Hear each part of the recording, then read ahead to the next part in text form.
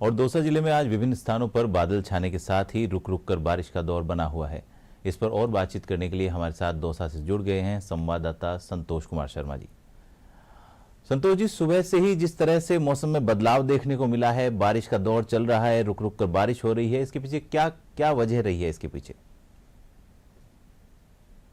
पश्चिमी विक्षोभ के सक्रिय होने से इसका असर दौसा जिले में भी देखने को मिला। यहाँ देर रात से ही बिजलियां कड़कने के लिए बादल छाने बूंदाबांदी का दौर शुरू हो गया। उसके बाद सुबह करीब 8 बजे तक ये बारिश का दौर चला। कुछ देर ठहराव के बाद एक बार फिर बारिश शुरू हो गई।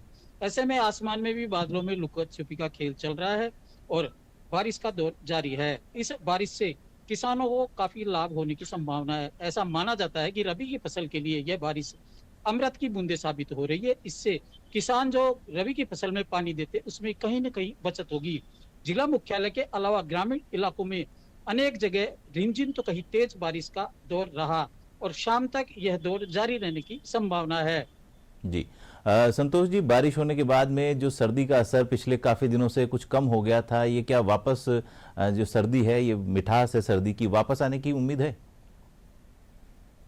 बिल्कुल, कल दोपहर में ऐसी स्थिति उत्पन्न हो गई थी कि लोगों ने गर्म कपड़े त्याग दिए थे, लेकिन आज सुबह जैसे ही लोग नींद से जागे तो ठिठुरन भरी सर्दी का एहसास लोगों को हुआ और जो कपड़े उन्होंने त्यागे थे एक बार फिर वे गर्म कपड़े उन्हें पहनने पड़े। अब सुबह से ही सर्दी का एहसास हो रहा है। हालांकि अब धीरे धीरे धूप निकलने लगी है, कभी धूप आती है तो कभी बादल आते हैं। ऐसे में भी हवा में ठंडक देखने को मिल रही है, जिसके चलते लोगों को सर्दी का एहसास हो रहा है और काफी दिनों से लोग जो अलाव नहीं जला रहे थे वो एक बार फिर अलाव जल उठे हैं, अलाव ताप कर सर्दी से बचने का प्रयास कर रहे हैं। जी संतोष जी, मौसम विभाग ने ओलावृष्टि की कुछ जगहों पर और बारिश की, शीतलहर की जो चेतावनी दी है, उसके बारे में क्या कहना है आपका?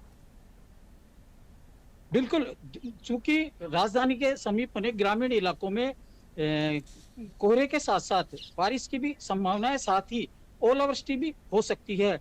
चूंकि ग्रामीण इलाकों में अभी भी कोहरे का कई दिनों से असर देखा जा रहा है और रेल और सड़क यातायात पर इसका असर देखा जा रहा है। हालांकि जिला मुख्यालय पर कोहरे का असर नहीं देखा गया, लेकिन ग्रामीण अंचलों में बारिश भी काफी हो रही है और कोहरे का असर भी देखने को मिल रहा है।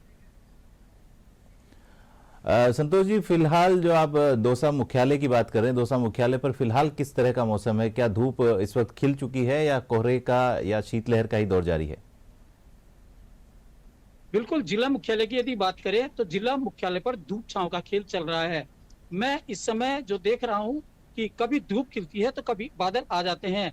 ऐसे में ये कभी बरस भी सकते हैं, क्योंकि सुबह भी ऐसा 2-3 बार हो चुका है कि कभी बारिश हुई, फिर धूप खिल गई, फिर बारिश हुई।